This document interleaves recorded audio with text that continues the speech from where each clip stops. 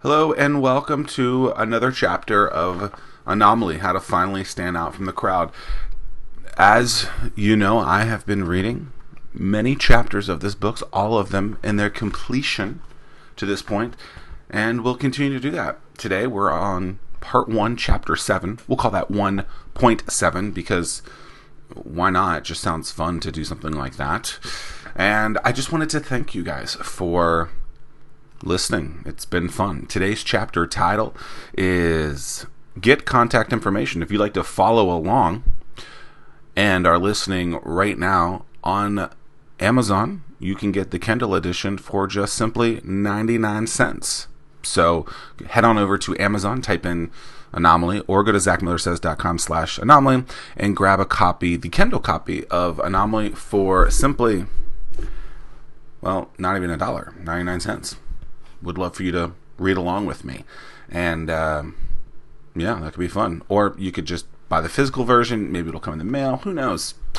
All right. Chapter 7. Here we go.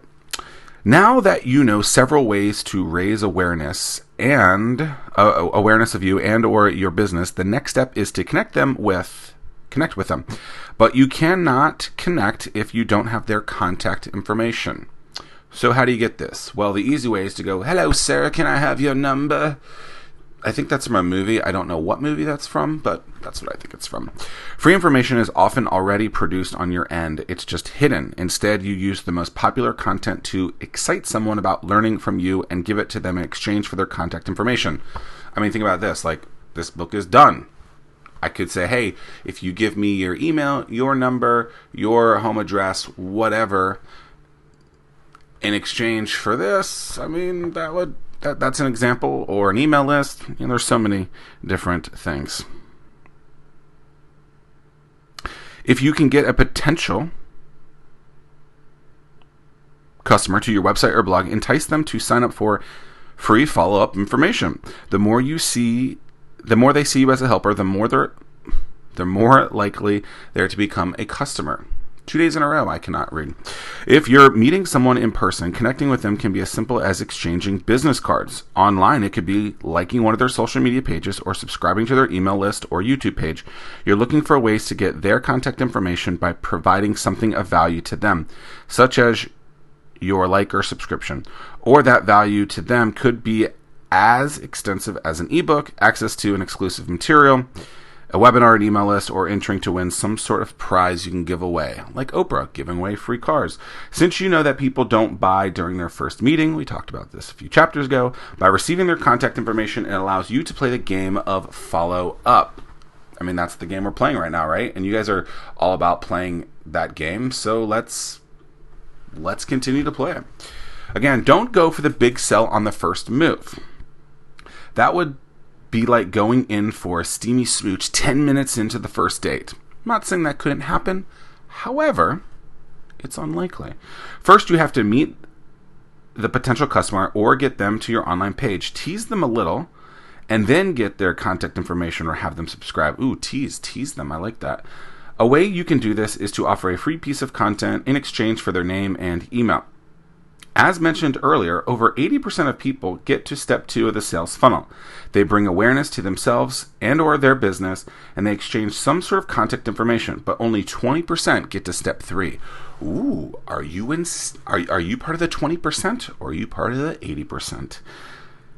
If you're still confused about sales funnels, think of them this way. When a prospect goes through each step of the sales funnel, you increase your chances to boost your conversion rate. You'll learn more about them, who they are, what their pain points are, and even if you're a good fit for them. Let me start that over. You learn more about them, who they are, what their pain points are, and if you're even a good fit to help them solve their problems. There we go, Zach. Congratulations. Reading at a 3rd grade level. Having applicable data guides your conversations with your prospects. The more you know, also probably copywritten, the more likely you are to make a solid pitch and have educated communications with your prospect so they can go from being a prospect to a customer, ready and waiting with a credit card, Apple Pay, or even Bitcoin to pay you for their products or services. When I wrote this, Bitcoin was like the big fad, so that's why I added Bitcoin. No one continues to engage in something they don't like or receive value from. They'll stick around if they feel they're receiving value from you. Eventually,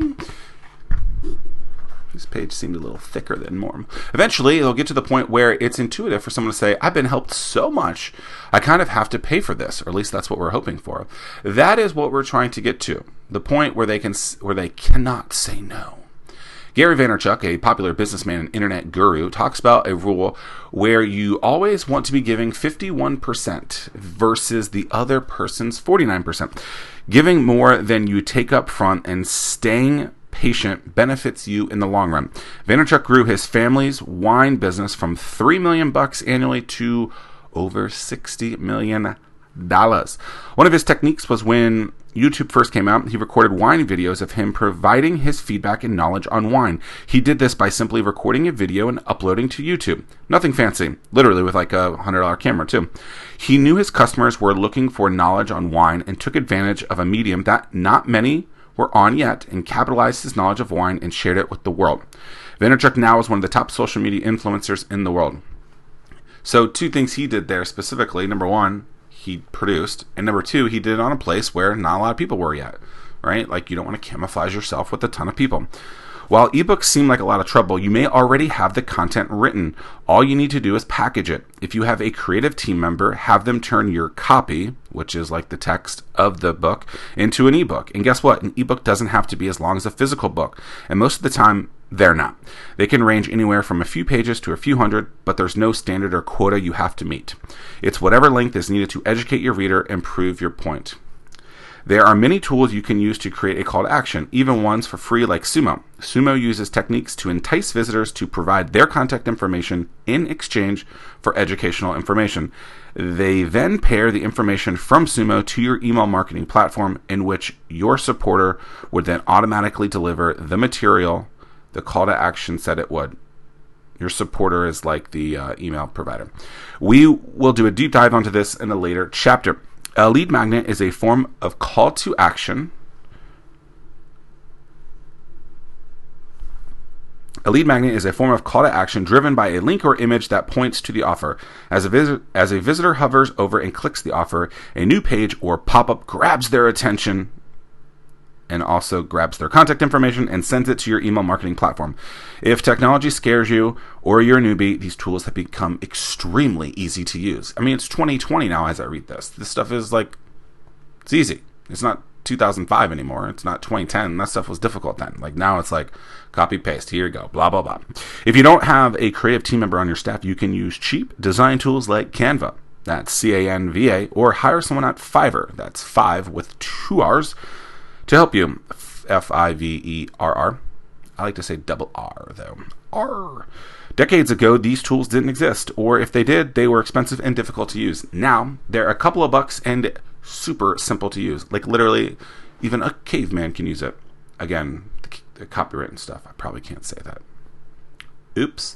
All of these tools and many more are used primarily during the second step of the sales funnel. Once someone gives you their data, you're one step closer to turning them into a customer, subscriber, or follower. Next, you need to double down, not like at Vegas, just double down, I guess like at Vegas, on the value you can provide for them. Roadmap numero uno, and the only thing in the roadmap this time, create a call to action plan for in-person networking and online. Example, convert a series of blog posts into an ebook that can be downloaded by the visitor in return for their contact information. If you guys are interested in grabbing your own copy of Anomaly, head on over to Zack Miller Says. That's my website, Zack Miller Says, Z-A-C-K, millersays.com/anomaly. And also, right now, but not forever, you can grab a Kindle version of Anomaly for 99 cents. I mean, that's like the cheapest way you could probably get it, like ever. So if you want to get that for less than $1, well, I don't know what it'll be with tax. So the price that you would get before tax is 99 cents. I'd love for you to grab a book, then you can read along with me. And just follow me along everywhere at Zack Miller Says. But right now, go grab a copy of that Kindle book for just 99 cents. Thanks for listening. Chapter 8 is next.